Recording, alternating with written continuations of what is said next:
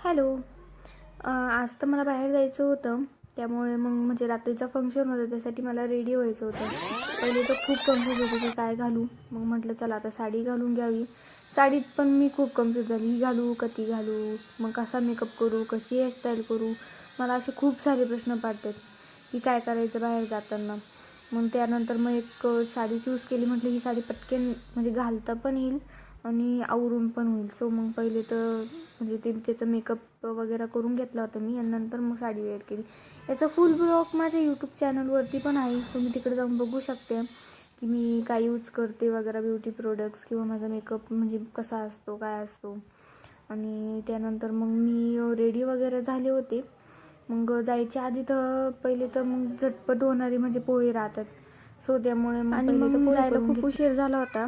So मग पहिले तर पटकन पोहे खाऊन घेतले. आणि मग फंक्शन होऊन येता येता पण खूप रात्र झाली होती आम्हाला. मग मला जास्त काही शूट वगैरे करता आलं नाही. मग चला मग बाय.